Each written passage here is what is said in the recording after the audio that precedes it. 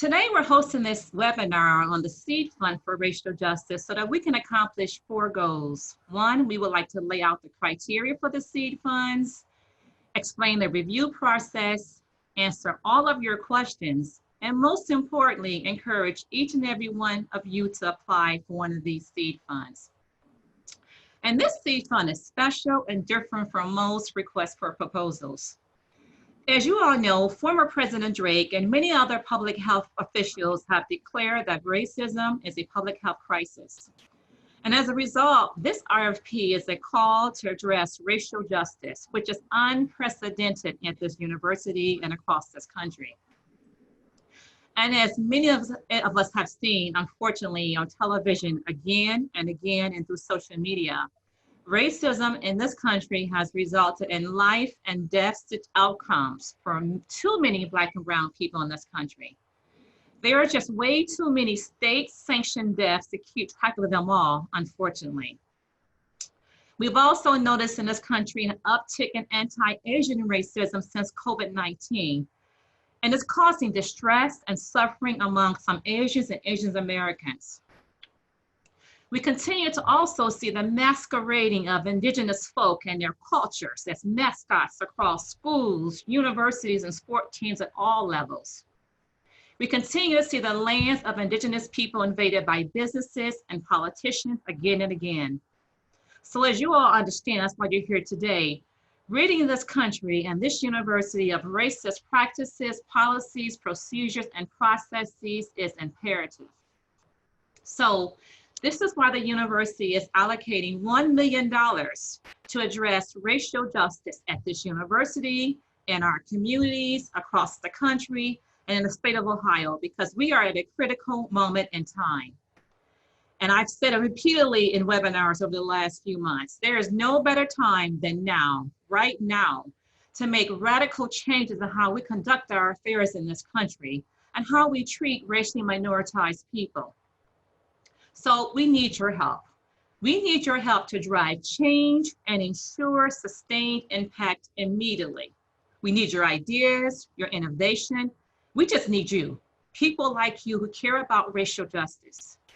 Now, we understand that seed grants are not going to eliminate racism and disparities overnight. It has been going on for centuries in this country. But these seed grants are a place to start, and they may result in more funding for your work.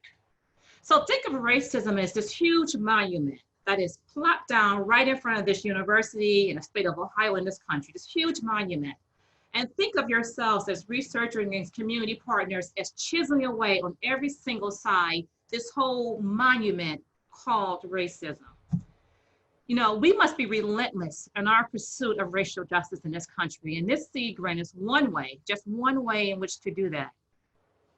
But there's more to this RFP. You know, we need to eliminate, of course, racism in its many forms, but we want to also talk about honoring and recognizing your diverse research scholarship interests. Now, we understand that the scholarship and passions of many women and racially minoritized faculty in this country, in this academy, and across the country are devalued and relegated to the peripheral. And therefore, many of us find ourselves with research agendas that are rarely funded, unfunded, or just partially funded in the academy. But this is going to be different. I'm here to say in clear terms, we are here to fund you and your ideas. We need you to follow the protocol for how that's going to look, and we're going to explain that to you very clearly today. We want faculty, staff, postdocs, and community partners in the physical sciences, the natural sciences, the arts and the humanities, all to apply. We need all your diverse disciplines and perspectives to help us with this call for racial justice. Plainly said, we need all hands on deck. We need your bold, innovative, and creative ideas to apply for this grant.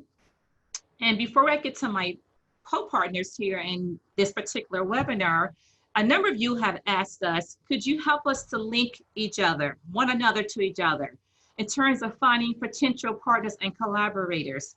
And one of the best ways to do it is to ask you all to just use your chat box right now while we're on the webinar, to enter your email address, your department or agency, and your research or creative expression interests. Now, I know that some of you all gave us that in an Excel file, and we will share that with you all as well in an email after the webinar, but you can start that collaboration and partnering and networking right now using the chat box. So again, if you would just enter your department name or your college name or number, as well as your agency you're working with, along with your research interests, that would be a great place to start in trying to connect you all with one another. And thank you all for already starting this here. Thanks so much. So now what I'm going to do is have you all meet my distinct group of panelists here to discuss this webinar on seed funds for racial justice. And we're going to start with Ramona Denby. Thank you so much, Jacqueline. Good morning, everyone. It is so great to see you and to be here with you. I get the privilege of talking to you just for a brief moment this morning about a work group, a planning group that is behind this great work and this effort. I have the privilege of sitting on the Research and Creative Expression work group. Many of my colleagues are also on this call as well. We are led by Jacqueline Meshlamaya. We are so thankful for her efforts, and Vice President James Moore as well, and really appreciative of the support that we've received from Vice President Morley Stone as well. And so the work group that I'm speaking of is called the Research and Creative Expression Work Group. Just a little bit about our charge. Our charge perfectly aligns with the university's pillars, mission, and many of you in terms of your units in college. So our first charge when we assembled this group a few months back was to think about how our efforts can aid in the building and sustaining of a culture of excellence that not only attracts the best faculty and researchers, but sustains them once they get here, so that we build out their careers, we advance their research. We want the top faculty, you all are the top faculty, we want the best staff, you all are the best staff, but we also want to make sure that we continue to create an environment where your work can be leveraged and you can continue to do that great work. So that's one of the guiding principles for the work group that we're part of. Our other charge is to think about ways to incentivize efforts to increase diversity and inclusion in research and creative expression. And so as our committee has been working for the past few months, not only have we given much thought to this, but we've thought about how we can also incentivize research and promote creative expression that really helps us to solve some of the most long-standing and tractable problems, such as racism, such as what Jacqueline spoke of at the top of the hour. So our group thinks a lot about these issues. We have also come to the conclusion that at the center of this work are women and underrepresented minorities, women and minoritized faculty and staff as well. So we feel that in helping the university meet its charge and embrace its value around excellence, we have to also support the work of these groups as well. So we've been deliberating for a few months now. Our membership comprises a very inclusive group, faculty and staff from all genders, various disciplines and backgrounds, people that have been at the university for a while, people that are new to the university. So it makes for a very rich discussion, very good planning process because of the diversity that's represented. We are a group of about 17 people, and we have every college represented. We have the regional campuses represented in this work as well. So it's a high energy group, great group of people to be with. When I tell you they are committed to this work, that's probably the understatement of the year. They are beyond committed to this work. And we were so excited to see the university's investment in this seed grant, because we actually see that there's a fusion of two things that happen here with the seed grant. So we know that the purpose of the seed grant, as Jacqueline has articulated, and Deborah's going to talk to us more about it in a second, is to really to drive reconciliation around race issues and racism, but not to leave it there, to really transform systems. We really want to dismantle these long-standing, as Jacqueline has indicated, 400-year history of oppression. We want to transform systems. And we know that you all are the conduit to that. your ideas, your research, your energy, the incredible teams you're putting together, the talent you're drawing on from your students and your co-workers. But we also see that this work also fuses another idea, and that's the idea that the university, being a land grant institution, we have the responsibility to our community, we have the responsibility to build solutions. So yes, we are scholars and we get excited about research questions, but we want to move beyond research questions. And we want to make sure that we are coming up with solutions that really get at the heart of this matter. So we are excited for you all. We can't wait to see your proposals. Again, we know that your work will leverage this opportunity into something larger.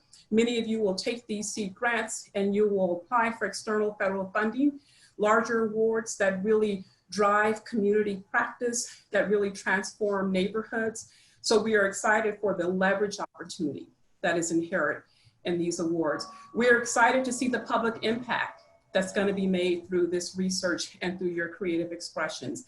And again, I can't say enough about just the inclusive nature of the teams that you're putting together and how your research and creative expression will be translated, that science will be translated, and we will have real problem-solving models in place.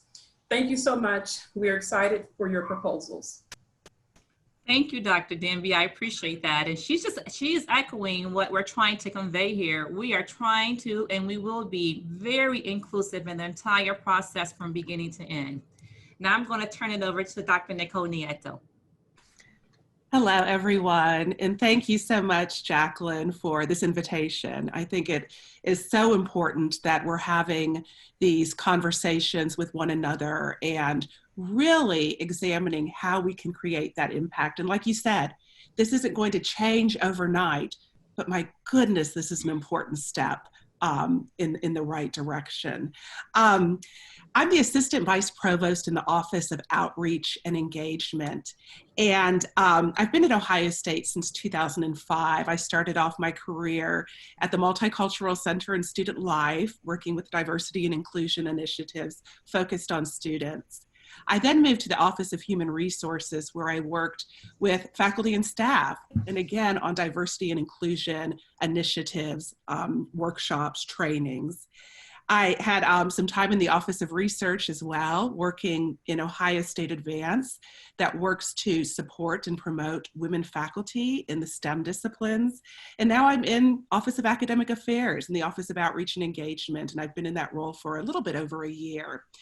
I'm also an instructor in women's gender and sexuality studies. So I say that because I'm bringing all of these lenses to kind of my comments for today. And I know that you all will have questions, and I've put my email address in the chat box, and am ready to answer questions that you all might have and help connect you to community partnerships. So the RFP says that a community partner is broadly defined to include a wide range of collaborators or constituencies, such as a single school or a school district, a group of businesses, a nonprofit, government organizations, student organizations even, neighborhood and professional associations, as well as faith-based organizations. So you can see that it is a very broad definition of a community partner.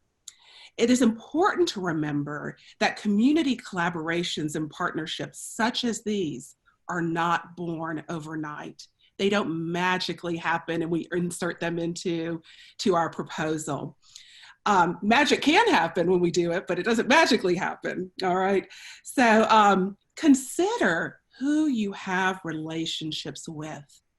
Make a list of those in the community across campus that you've been having conversations with about this institutional structural racism and imbalance of power in our society and in all of our institutions. Reach out to those partners and work on co-creation. I think that's so key. I'm sure that you all have some wonderful ideas. Be sure to include those community partners in growing those ideas further. Right? It's so important, if you can, to have them be a piece of this at every step of the process. It's also important to have the insights of community partners, moving from that cult of the expert to more of, okay, what is the shared knowledge that we have as a community? What wonderful pieces of insight and wisdom and in different forms of research can community partners share with us in our projects? And I think really acknowledging that and honoring that is so key. Jacqueline mentioned this in her introduction, which just was such a passionate plea, and it got me so excited. And we have to rethink what these knowledge systems are and understand that community partners, communities in general, they have knowledge systems in place already. And those knowledge systems are just as important as our university knowledge systems, in my opinion. As I mentioned earlier, don't just drop the community partner into your proposal for the sake of applying for the grant. Please make sure that you have established a relationship with this partner and sought out their input. These shared community partnerships are critical. It is important to remember also that we're representing the values of our institution. So when we are out in the communities, we want to make sure that we are representing Ohio State in the best way that we can. Most colleges and units already have somebody that's doing outreach and engagement work within the college, within the unit. This person can be a wonderful resource. I saw Noelle Arnold in the chat box earlier, and she's one of those individuals that is doing this important work. With those individuals in the college and units, they probably already know, they do already know those community partners who've reached out in the past, who've said they're interested in working with the college or unit. So I encourage you to reach out to those individuals in your college, in your unit, and if you don't know who they are, please email me. I'm happy to connect you to that person. Finally, work that is transformative comes from co-creation. We cannot assume that we have all of the answers and know what works best in particular communities. This is especially true for diverse communities. So we must reach out, we must establish relationships, and we must co-create. Thank you.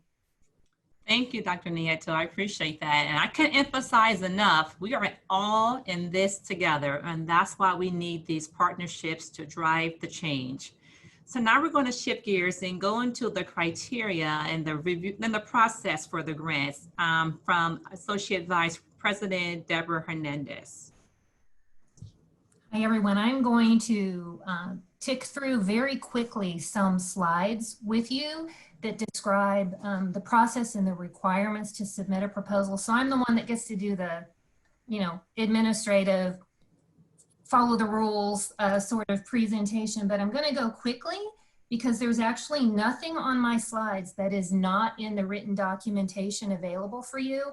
I do want to review that with you and then leave ample time to address your questions at the end. So I'm going to share my screen now.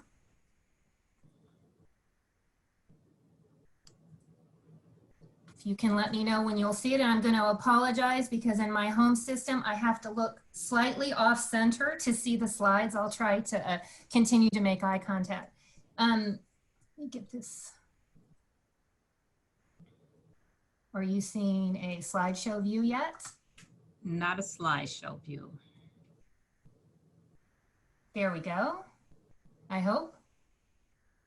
Not quite. It's coming up. While it's coming up, Right. Let me talk to you a little bit about the process that we went through to develop this call to action. As indicated earlier, former President Drake, there we go, initiated this funding opportunity and asked Provost McFerrin to convene a group of individuals to put together the call so that it would achieve the desired objectives. So a steering committee that includes Dr. Moore, Dean Tom Gregoire, Dean Don Pope Davis, Morley Stone, and Ryan Schmiesing got together. And we spent about 6 or 7 meetings paying very close attention to the wording that is included in the call for action. And I want you to note that this is not a call for proposals per se. This is a call for action. And I say that to underscore the very different focus of this type of seed fund from those that have been offered in the past. But I also want to encourage you to read carefully the full 6 pages in the call for action, because the words were selected very, very carefully. And I also want to encourage you to read this call differently. Most of the time when we're seeking funding for a faculty endeavor, you're looking for, how can I make this mechanism fit what I want to research? The focus here is, what is the solution that you see? What is the need that your skills, your expertise, your research can help address? So I'm just going to encourage you to shift your focus a little bit as we start this presentation. All right. So the purpose of this is to seed innovative, untested, and/or exploratory research approaches and creative ideas that will, here's the punchline, contribute to the elimination of racism and solve its underlying causes and consequences.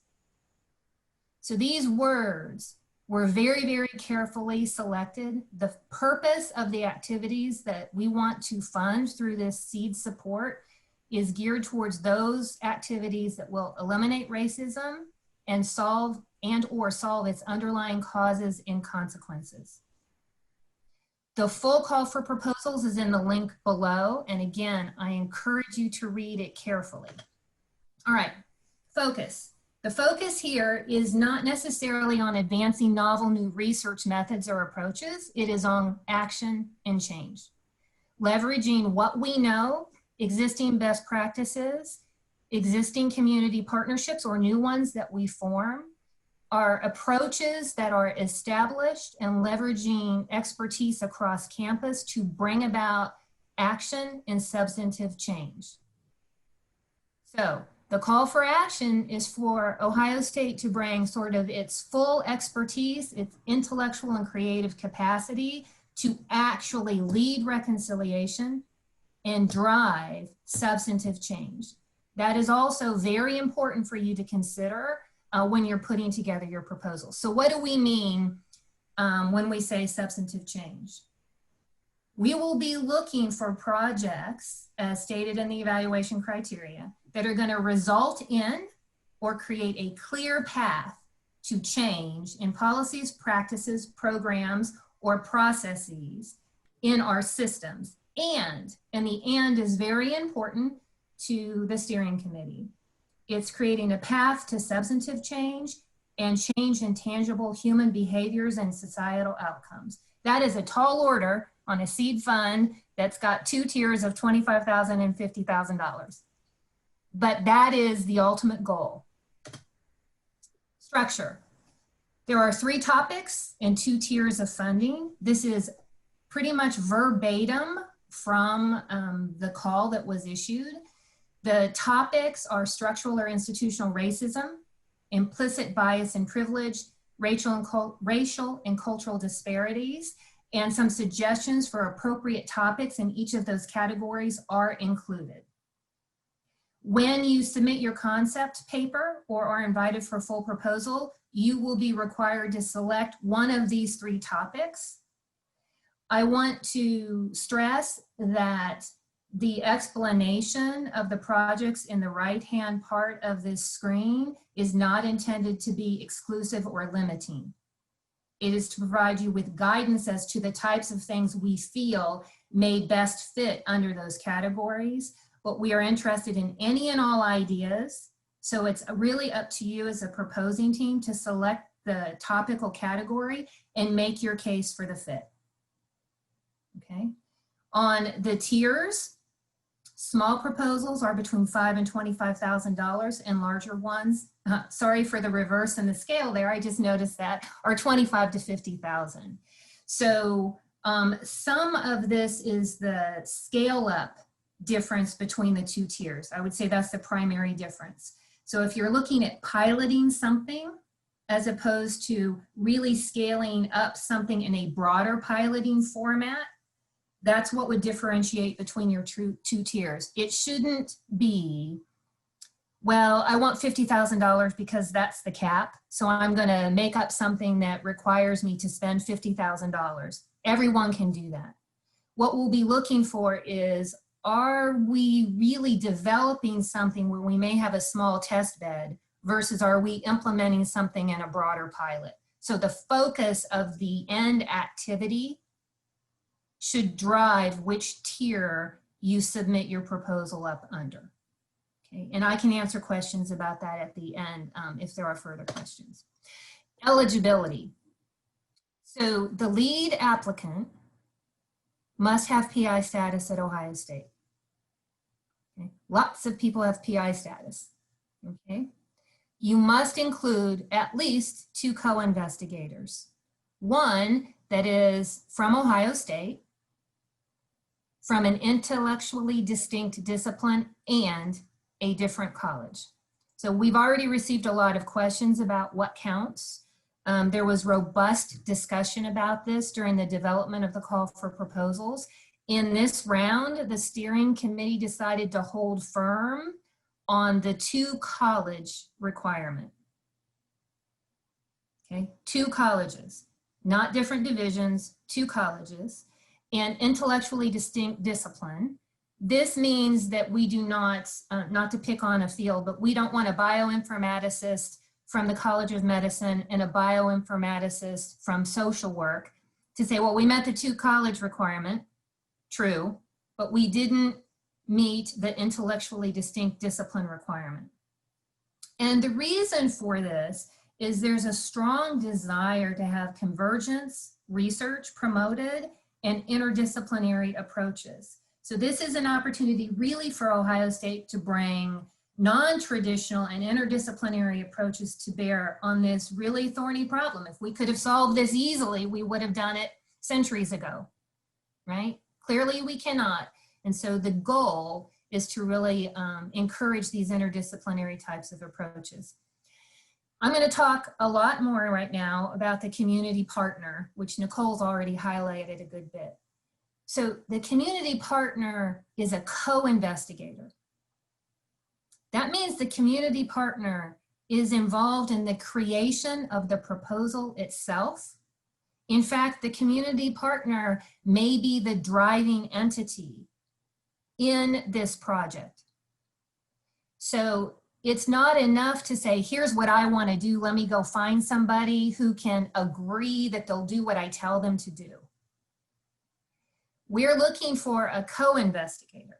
A co-investigator has input into the basic design, critical responsibility for components of the implementation that will result. So I hope that helps. From a definitional standpoint, a community partner can really be anybody who's not a university investigator. That's the truth.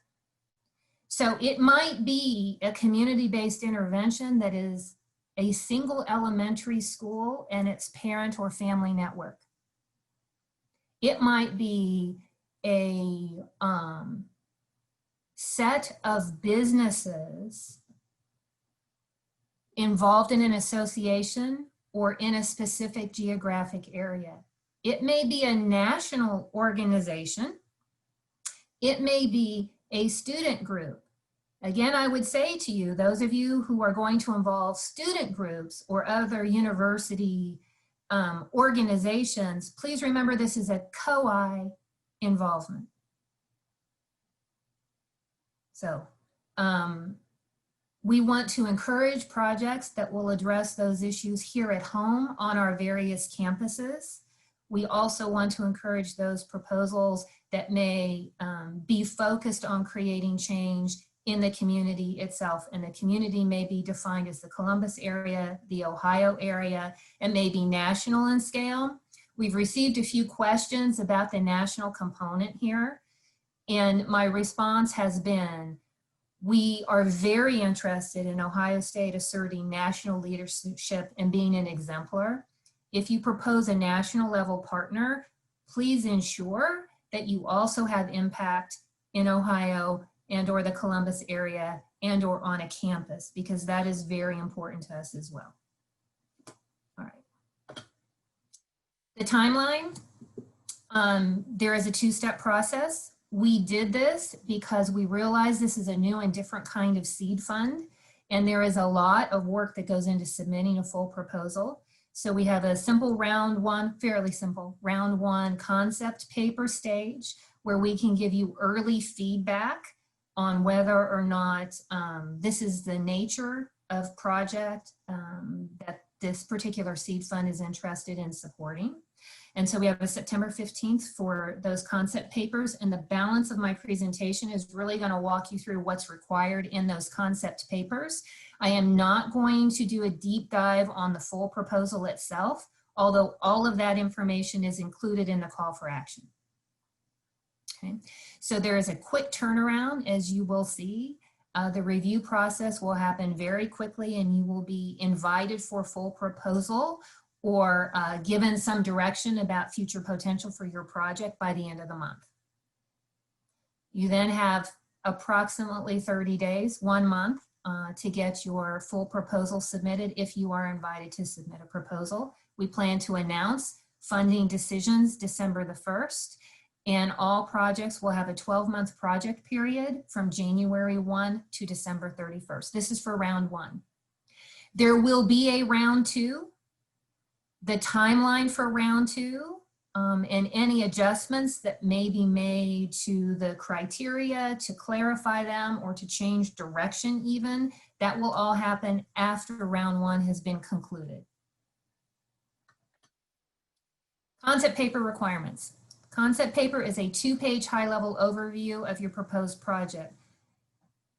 We are very explicit about the order of the information to be provided, the headings under which you are to provide that information, and this is to make it easy for the type of rapid review that we're going to be following for these concept papers. So when we ask for a descriptive project title, which I'm going to talk about in a minute, it is to help make assignment for reviewers. So reviewers that have the nature of expertise required to give your project a fair read are going to be those who are assigned to review it. So that descriptive title is very important. Lines 2, 3, and 4 that are in the header are to help us determine whether or not you've met eligibility. I'm sorry, lines 2 and 3 are to help us understand if you've met the eligibility requirements. And line 4 is for us to further identify the tier of funding, the small or large, and the topical area under which you're applying. Now we had you insert that as a heading because this is a 2-page maximum proposal, and we wanted to give you as much space as possible in those 2 pages in the body of the document itself. So that's why it says a header. I want to talk just 1 second about tips for writing a descriptive project title. Descriptive project titles should convey the what, the how, and the desired result in any order. And they need to be brief. It shouldn't be, 14 lines long. And it should have fairly simple language that a scientifically literate individual would follow and understand. So you don't want a lot of jargon in it. And you want it to be as brief as possible. And I know I'm going to get asked for an example, so I spent all morning agonizing over how can I come up with an example that does not tie to this seed fund, because I've learned the hard way, if I use an example I think might be relevant, people read into it that that's somehow a priority. So I am going to borrow from our COVID seed funding experience, and actually for a project that I know is currently being supported by the state of Ohio. And this one leads with the end result, the desired result. And so, and I have made this up. This is not an actual project descriptive title. So targeting COVID interventions. So that's the end result, right? We want to target our interventions through novel modeling of wastewater. So this is the how, to what? Detect and predict outbreak zones. Okay, so that has your what, your how, and your result, this time in reverse order. So fairly brief, but I know what I'm trying to do. I'm trying to enable targeting of intervention using a specific approach, right, which is modeling of wastewater, in order to be able to detect and predict where the next outbreak is going to be. And so something along those lines will be very helpful to get an accurate review assignment, because I clearly understand from that I've got to have somebody who understands modeling. I have to have somebody who understands the types of resources or interventions that may be necessary and challenges in getting those appropriately deployed. And I have to have somebody who understands disease transmission in fluid, right? So I hope that's helpful when you're trying to come up with your descriptive titles. But back to the requirements. So you've got a header with 4 lines. And then we have a number of statements that we have requested for the concept paper. The focus, this is where you get to describe in greater detail the challenge or the research question that you expect to address towards a desired outcome, where you get to address the approach and your target audiences and communities to be involved. So is this a campus community activity? Is this a Columbus community activity? What's involved here? We clearly want you to articulate the expected outcomes and how they will be measured. This is the focus on impact. Broader impacts, which is how will you ensure the outcomes of your research inform and achieve that desired impact. And then any experiences that you have that are relevant. We do not want CVs. We want short statements about how your prior experience and your relevant scholarship will be used to support the desired outcomes or the conduct of this project. I have included the evaluation criteria here. Please note that these criteria will be fully deployed for full proposals. They will also be used in the evaluation of the concept papers, although we certainly understand that 2 pages is not sufficient space to do a deep dive to fully address all of these criteria. How are we on time, folks? How to submit. You will submit through the university's limited competition portal that is managed by my office. When you click on the link, it will require you to authenticate with your name number authentication. And the screen will come up and will ask you to enter your descriptive project title, the contact PIPD, which is the lead applicant, the names of any additional Ohio State partners. And when you enter that, the name .3, it should automatically populate the full information from the co-investigators. It's going to ask you to provide a name and email address for your designated community partner. It's going to give you a pull-down menu from which you will select your topic. It's going to ask you to identify 3 keywords that best describe the proposed project. This again will be used to help us ensure we understand what you're doing to make an effective assignment for reviewers. You're going to use a drop-down menu to say, I'm going to pursue a small or a large proposal. And then the last question we ask is for you to give us permission or not to share the very basic information that you have just entered, the title, the contact PI's name, the community partner, the topical category, the 3 keywords in the proposal tier. That's what we're asking, is you allow us to share that in a data set with others so that they may be able to use that to identify potential synergies or even collaborations outside of this seed funding process. Okay. You click submit information when you fill this out, and then you scroll down to the bottom of the page and you upload your single PDF document. As soon as you upload, it is submitted and you will receive an email confirmation. It's a very simple process. I'm going to end by flashing up here some common questions we've already received. I'm going to preemptively answer those, and then we can go to the full Q&A session if that's okay. So some folks have said, well, how many proposals are going to get invited for full proposal submission? There are no predetermined numbers, none whatsoever. So the team is going to fund as many as it, or is going to request full proposals from as many concept papers as it wants to see full proposals. There's no cap on the number of small, there's no cap on the number of large. Budget restrictions. You are not asked to submit any budget information at the concept paper stage. And the only restrictions on the budget, if you are invited for a full proposal, are that you may not request faculty salary, and you may not request tuition if you are requesting support for students. That's it. Everything else is fair game, and it will be the responsibility of the proposing team to make the case that the expenditures, the requested funds are appropriate and necessary to achieve the desired results. I will say there's a clause in there, some of you may have seen, that matching funds are encouraged but not required. That is literal.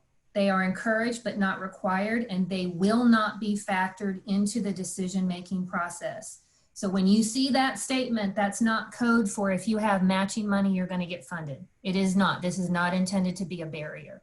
But it is encouraged because there are some organizations that may say this is not enough money to do what we need to do. And they may be able to assist you to find other ways through matching funds in kind or cash to extend the reach of the implementation. So that's great, but it is not going to determine whether or not you receive funding if you're invited for a full proposal. We've been asked, can a postdoc be the lead PI? Yes, anyone with PI eligibility can be the lead PI on this proposal. I will say, however, that the strong desire is that this set the stage for sustainable change and sustained activity. Therefore, if a postdoc is put forth as a lead PI, I would strongly encourage a co-I that has related commitment and perhaps a more permanent status, employment status at the university. Okay. Can a national organization be a community partner? Yes, I think we already discussed that. And then will the second round of competition have the same requirements? I say in all likelihood, yes, or substantially yes, but we will have a full review to make sure that the requirements are clear and that the information we put forth resulted in the desired response. Okay. And as always, in every document out there about the seed fund, you see two names and emails, one of which is mine, the other is Lori Neer. So if you have questions about, I can't get this submission portal to work for me, I don't understand what I'm doing, please talk me through it, you want to contact us. We are not reviewing concepts prior to submission. We are happy to answer questions to try to help you interpret the proposal guidelines or evaluation criteria. I will say, however, there is a lot of detail in that call for action and the words were carefully selected. So we're hopeful that a thorough review will answer most of your questions. My last preachy statement here. The deadline is 5 p.m. Eastern Time on September the 15th. When the clock turns over from 4:59:59 to 5 p.m., the portal closes. If you are still in process, the portal closes. Please do not wait until the last 10 minutes to submit your concept paper. In fact, I would strongly suggest you give yourself an artificial deadline of noon on the 15th so that you are assured that you will have it submitted on time. So that's all. Thank you so much. And I believe now we will open the floor up for questions. Yes? Thank you, Deborah. That was excellent. And I hope that she has answered a lot of your questions, but I do see several in the Q&A at this time. And before I get to the ones in the Q&A, let me just address 4 of them that have come to the Office of Research repeatedly so that I can get those out the way first, and then I'll go to your Q&As. One of the questions we've gotten from the folks in arts and sciences is, well, I'm in a large college, there are several departments. Does it count if I'm in psychology and linguistics, for example? And it's two distinct colleges, and the answer is no. You're gonna have to actually be within one of the 15 colleges. So the departments that are within one college does not count for two distinct colleges, just so that that's clear. Another question that's come up, excuse me, is there a cap on how many requests, how many proposals you can be a part of, how many concept papers you can be a part of? Is there a limit on how many teams I can be involved in terms of the number of concept proposals? And there are no limits. You can apply it to as many as you want and be on as many teams as you would like. Another question that's come up is about a doctoral student. Can a doctoral student be a PI on a concept proposal? And the answer is no. The doctoral student will need to have a PI, her or their faculty member as the PI, and they're probably going to be from the same department, so you're still going to need someone from a different college and a community partner, just so you keep that in mind as well as a potential dissertation topic. And the last question that's come up is the current institute. So we have the 15 colleges at Ohio State, and then Curran will be a separate unit in itself. So that would be an acceptable unit. If you were to come out of the Curran, you can also then go to one of the 15 colleges to get an additional partner and then a community partner, and that satisfies all three of those criteria. Okay, great. So now I see a number of questions have come in, and let me get to those questions so we can get you answered here. And I know that when you were talking, Deborah, around your second slide, someone asked the questions, what are some examples of co-creation? And this is from Rajiv. Asked right away, what is the co-creation to you? What is an example of that?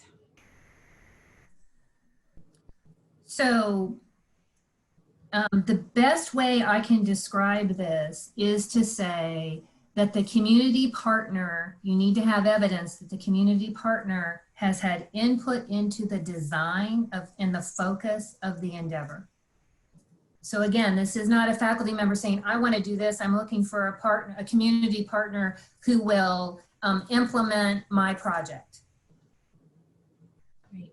It's talking with a community partner, engaging a community partner in the conversation about the barriers and the challenges and the needs that need to be addressed, and jointly developing with a PI's expertise and a co-PI from a different college and an intellectually distinct field, an idea for how that can be addressed to actually create substantive change. So that's what is meant by co-creation. Great. And if I can just add a couple of statements, thanks. You know, when I saw that question, I think it's really a very important one. We're talking about ground up partnerships. So the community member being active at the beginning, right? And one of the other things that I just kind of want to mention with regards to co-creation, we in the university are very used to hierarchies, right? And that's less so in a lot of community organizing communities in general, and as well as nonprofits. So, you know, thinking about how do we step out of those hierarchies? Yes, we are the one that is bringing the opportunity for this call for action, right? But as much as we can step out of the hierarchical role that we often put ourselves in when we're at the university, I think it's really important to consider. I agree 100%. Thank you so much, both of you, Deborah and Nicole.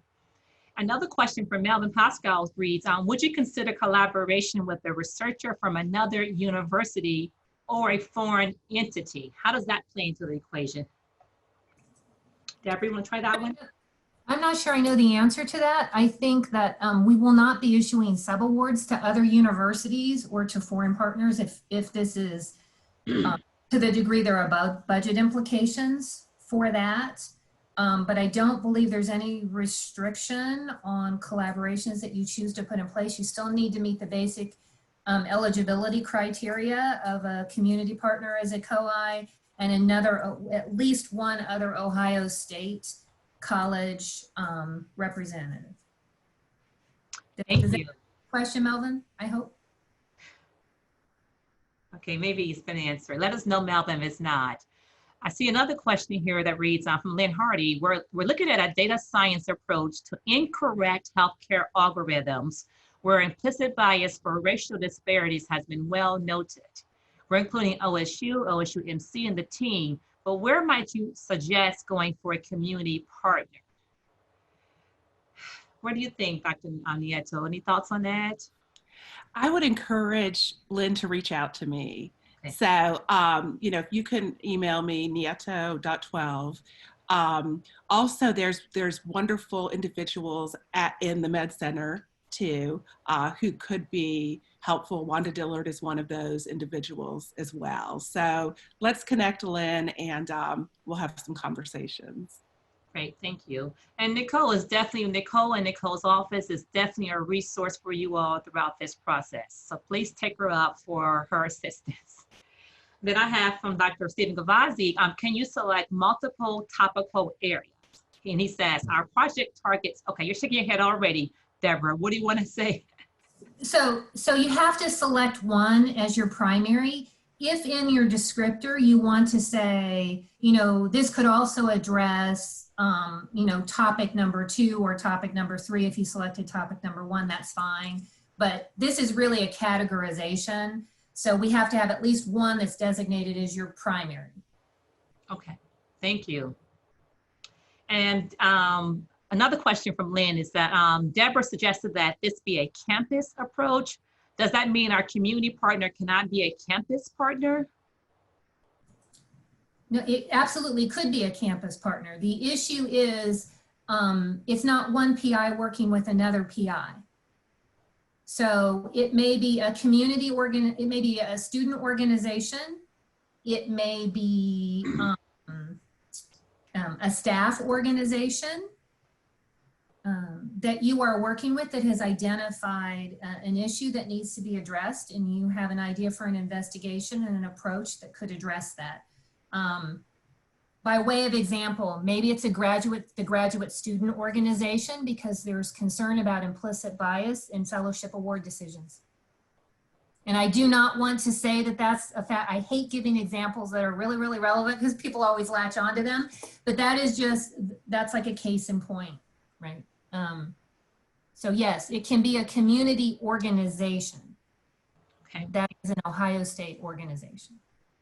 Great, thank you. So I know we can fund students and staff, but someone asked the question, Kathy, are we permitted to also provide a stipend for a community partner, a small stipend for a community partner? Yes. Perfect. We realize community partners are resource starved. And so if a community partner needs some level of resources in order to be able to engage in the work, that is certainly something you could request. Thank you. And Robert Decatur asked the questions on what constitutes PI eligibility. As a primary investigator, what constitutes PI eligibility? Who is a PI? Okay, so that's a university policy. And if you Google who can be a PI, it's going to tell you on the university website. Essentially, faculty of various designations, and they're different across the units. Clinical faculty are eligible, tenured, non-tenured track faculty are eligible, research staff positions are eligible, some postdocs. It is an expansive list. Great, thank you. And someone is piggybacking on our early question about the Curran Institute, and the person asked if the Curran Institute is considered a second college or partner, does that also include the Wexner Center, Multicultural Center, et cetera, as potential partners, as second colleges?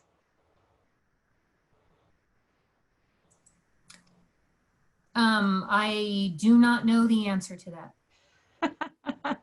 So my response on Kerwin, as long as Kerwin reports up through a structure that is different from that of the lead PI, it is an eligible partner, right? And it meets the eligibility criteria. So that would be my traditional response. If there are other similar entities whose reporting line in the university is in a different college or business unit, I would assume that they would then meet that eligibility criteria.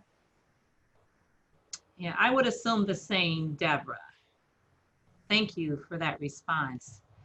And Dr. Marie Stevens asked the question, sometimes IRB challenges arise when working with community-driven projects. Will that be addressed? Any thoughts on that, anyone? So yes, at the full proposal stage. At the concept proposal stage, we do not expect all of this to be worked out. If you will, in fact, be proposing a set of activities that will require IRB approval, then you will be required to secure that before funding on a full proposal. But at the concept proposal stage, we're not at that level of detail. We really want to encourage a lot of ideas and then work with you to develop them if you're invited for a full proposal. Great. Well, we've answered all of the questions in the box. Maybe there's a question here. Okay, maybe there's one more question coming. Maybe it's in the chat box instead about the Virgin Islands working with, let me see here. I don't know where it is now. I saw something from Dr. Pascal working with the Virgin Islands and some other, I'm not sure where the question went, but maybe you should put that question, Dr. Pascal, into the Q&A. But someone asked the questions, can first round applicants apply for the second round after incorporating feedback? It's a great question. Great question. Absolutely. In fact, we had a long discussion about this as the call for action was being developed, that there would probably be nuggets of ideas in a concept proposal that if they were further developed or given some guidance would be competitive for a full proposal in a second round. And so there is very much the intent and the desire to provide that feedback to people. Yes, yes, yes, you will be eligible to reapply. And Dr. Denby, could you also just speak for a moment about the mentoring, the mentoring aspect of this particular process? You know, you mentioned this to me yesterday about the role of our committee being very unique and wanting to have a role of obviously review, but also a role of mentorship. Could you speak briefly about that, Ramona? Yeah, definitely. So we're thinking about accomplishing that in two ways. And so the committee of reviewers are going to endeavor to give substantive feedback on the concept papers. We see that as an aspect of offering support and mentoring ideas and people's research skills and interests. And so the reviewers will commit to not just giving you a numerical score, but actually giving some feedback that would be helpful, as another person indicated earlier, in the event they want to move forward to the next cycle of applications. Also, when you upload your materials, you'll be diverted to a final page once everything is uploaded with just a series of just short questions that will ask whether or not you have an interest in networking with people who have similar ideas and research interests, if you have an interest in being mentored or becoming a mentor. So these are completely optional. These questions are not tied to your application submission whatsoever. You can totally just log off at that point. You don't have to answer those questions. Definitely optional. But we would encourage you to do so, because part of what our committee, what we were expressing at the beginning, we see this as just one opportunity in our overall effort to help build out capacity and research ideas in this space. And that information that you complete will help us do that, make those networks and those connections for you all. Thank you so much. I appreciate that.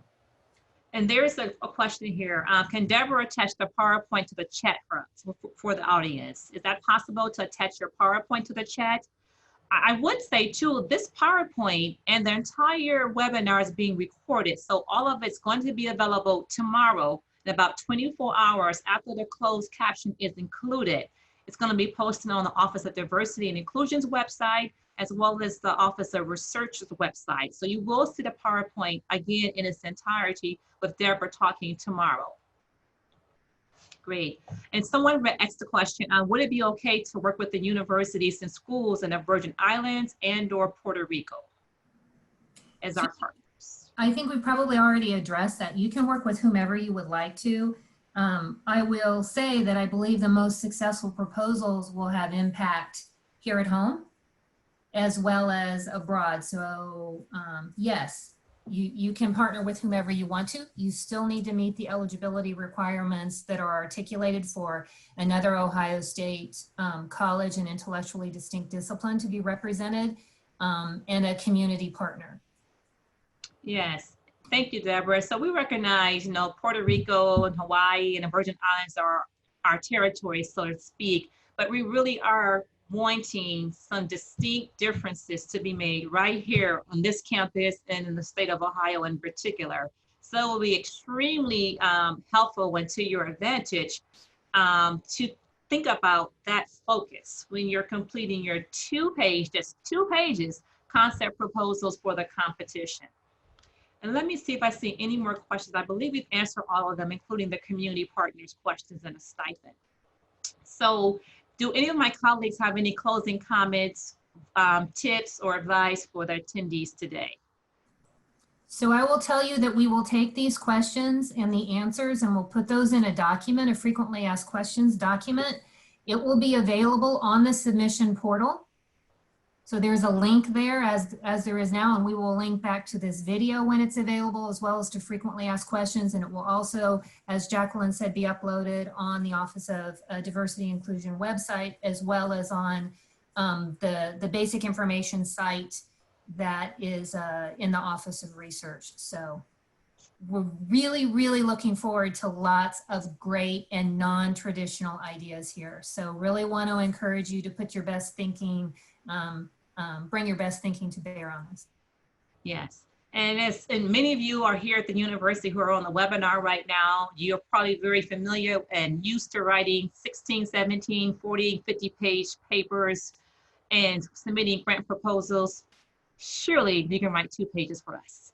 We're looking forward to that 2-page concept proposal by September 15th, 5 p.m. sharp. And as Deborah has said, when that clock strikes 5 p.m., there'll be no exceptions. No, we understand there's some technology. We won't understand. You're going to be locked out, and then you're going to have to wait till the second cycle next year. But we really want as many proposals, concept proposals submitted by the September 15th date. If you have any questions, please contact us prior to that time. If you need some partners, please look at partners right now. They should be part of the process right now. Dr. Nieto and all of us are here to help you throughout the entire process in terms of making this come to fruition. And as I started out, and at the top of the hour at 11 o'clock, we need your help. We definitely need your help. Someone's asking a question about our names and affiliations. We started out with that. I myself is in the Office of Diversity and Inclusion. I'm also an associate professor in the College of Social Work, and I'm the director of leadership initiatives for women of color here at the university. And I'm on a number of high-level university committees that's playing a role in assuring diversity, equity, and inclusion around the university. And my colleagues have also introduced themselves. Someone wants to write that down. Okay, we can add this to the chat before we log out here, so you have that as well, Stephanie. No worries at all. So again, thank you all for attending our webinar. I believe it was helpful. Deborah was very clear in the directions. We're thankful for all of your good questions, and there were questions we had heard before. So just thank you for spending your hour and 15 minutes with us today. And we look forward to hearing from each and every one of you by September 15th at the absolute latest at 5 p.m. Take care.